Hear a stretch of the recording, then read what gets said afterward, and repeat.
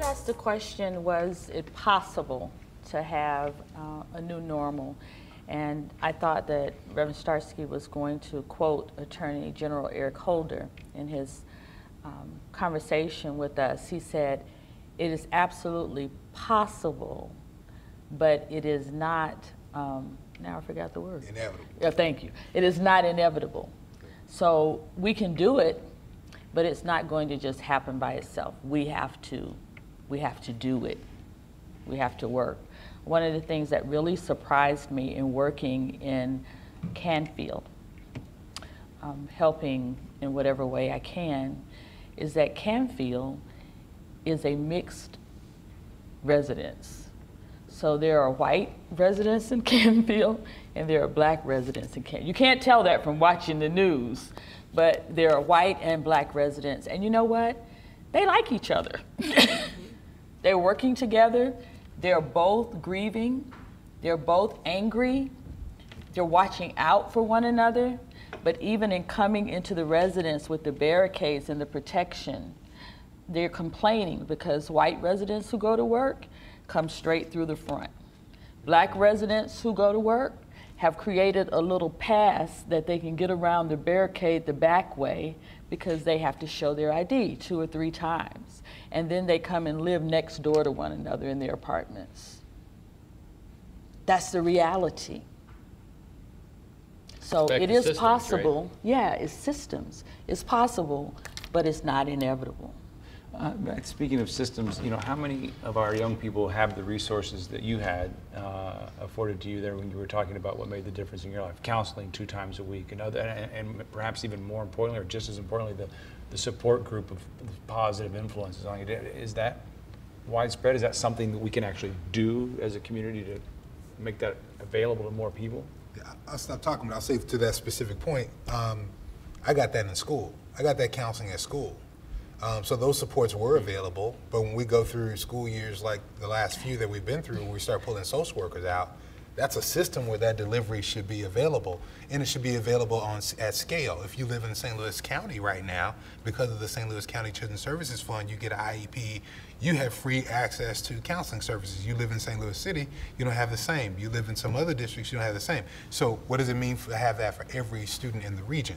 That's not a high cost. We've got taxing authorities that are taking care of children in 5 different municipalities here. The question is, why aren't we providing the same thing at scale? So, and for the record, at that point, I was, 5 kids, single mom, catching the public school bus to school. So not the same privilege my boys have now, but embed those things in the system because all kids should have them. Well, what Starsky is talking about, the counselors, we had that when I was in school. I'm a child of the 60s, though. That was a different era. In those days in the city, you had over 100,000 students in the school system.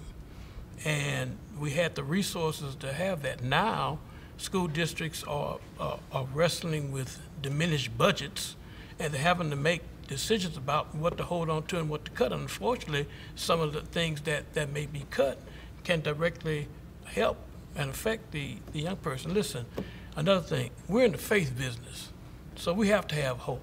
If there's no hope, then there's no chance.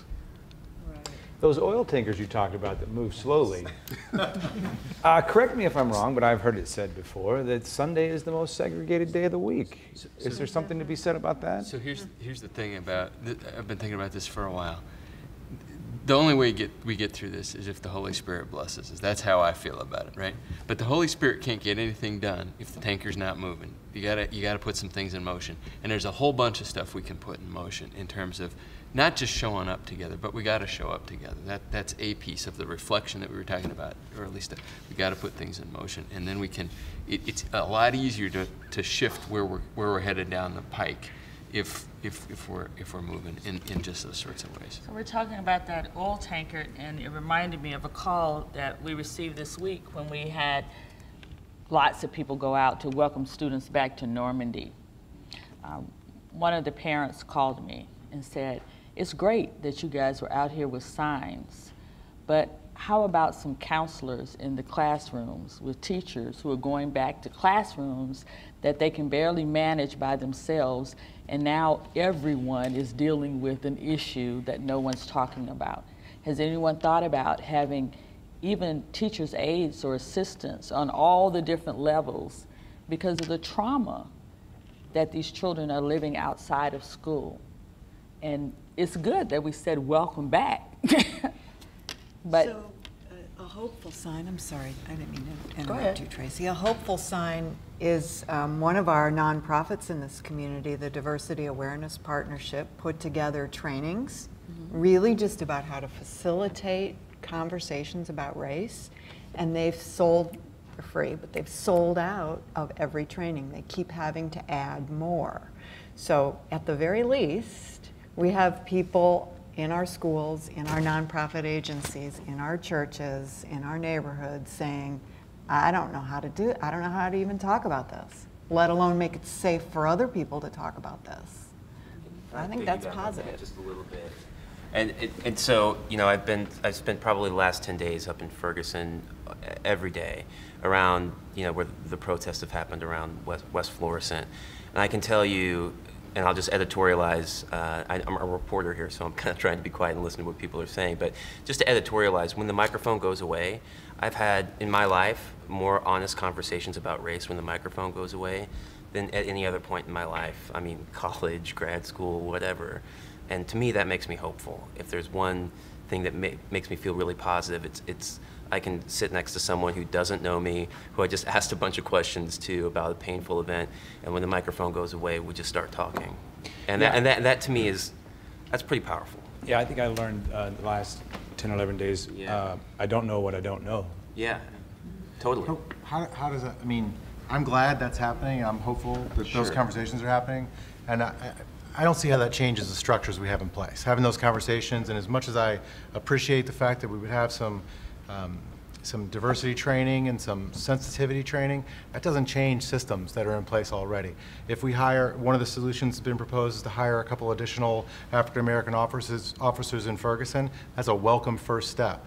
But the system that's in place doesn't sometimes matter what the individual actor is doing if the structure is set up to disproportionately impact people who are poor and communities of color. And that's what we have to focus on at some point. So how does that become an issue that a politician wants to take on? Well, I don't know, but that's part of the structure too. If the only if the only constituency that matters is the one that can write you a big check, it will never change, right? I mean, and these are the poor people are going to always be overlooked. That's something we have to look to ourselves and talk about. Like, how do we address that issue? I don't have the solution for that. We focus on what's going on in the courts, and it cuts across a lot of different areas.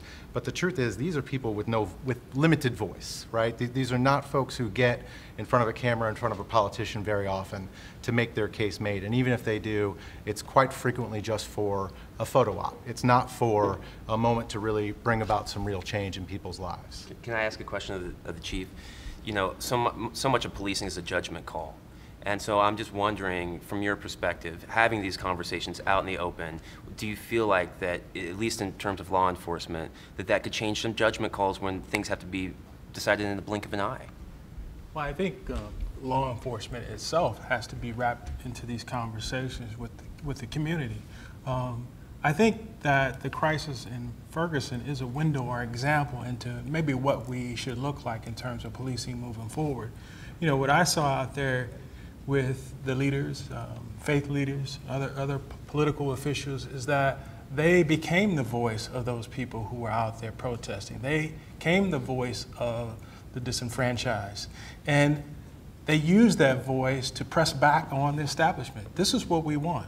This is how we want our protests to be policed. And that was a real strong and powerful voice. They did that together. And that could be the same voice that continues on as we move forward. That voice can come out there and say, this is what we want government to look like. This is what we want our police force to look like. This is what we want our laws to be shaped like. And I think that is a real example of what the community could be like in the future.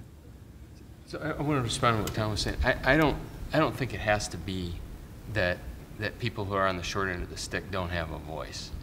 I think the real key is what's leadership going to look like, and leaders have to say not back off. They have to push through when it starts to feel a little tough. They have to stand tough. So we're laying out this public meeting that we had on the calendar for months, a week from tonight, And I don't know why people from Canfield can't be there to face down the candidates for the county council, the county executive office, and say what we need. I think that can happen. It can happen next Thursday night. We're almost at Reverend Blackman. I'll give you the last word. Have you got anything that you're percolating there? I think that there is hope. We are people of faith. There is hope. And we have become the voices of the people of Canfield. And so now what are we going to do with that? And so what you see happening now in the faith community is that we're attempting to help Canfield have the courage to be their own voice. So we gathered a group of citizens. I have a dozen. Someone else was doing it and I didn't know they were doing it. We're going to put them together and try to develop a neighborhood association in Canfield that will involve the police, involve all of the structures, and give them the courage. They have the words, they're brilliant. Give them the courage to be able to speak to power, knowing that we're going to go with them.